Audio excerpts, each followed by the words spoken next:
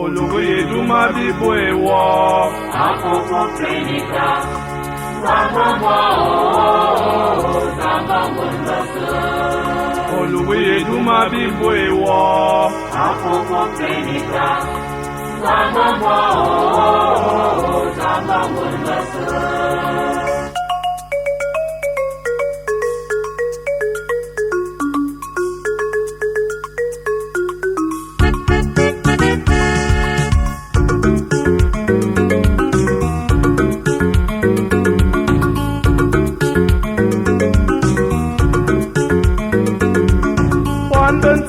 Batayenye alefsindo no bumbamu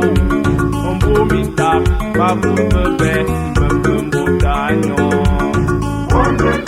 Batayenye alefsindo no bumbamu ombumita babubebe mbembutanyo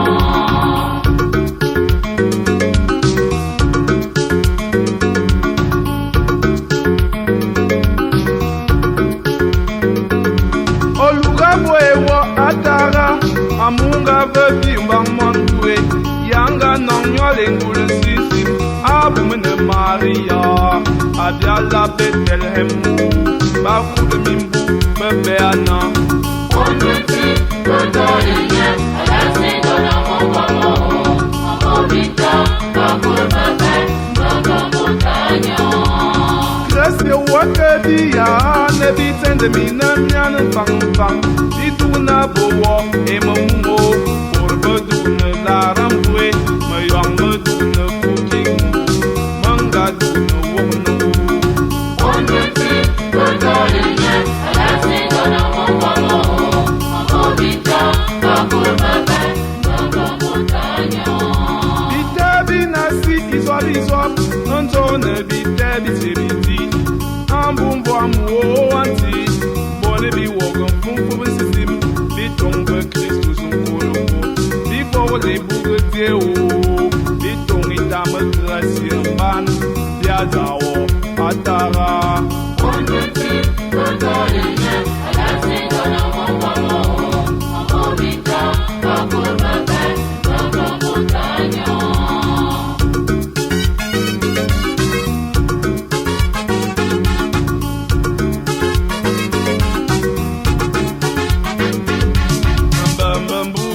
Abebeza mbembembu mbumwam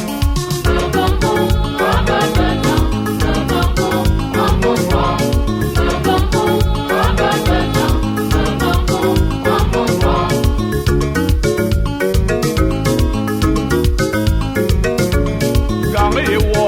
antibisi olebi mbuzi mbumwam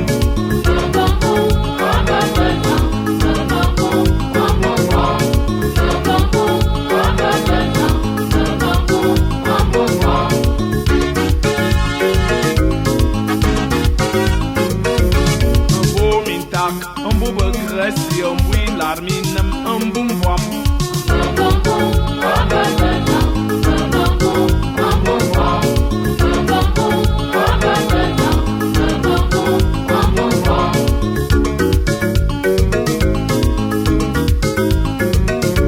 Anzor netezing abebezam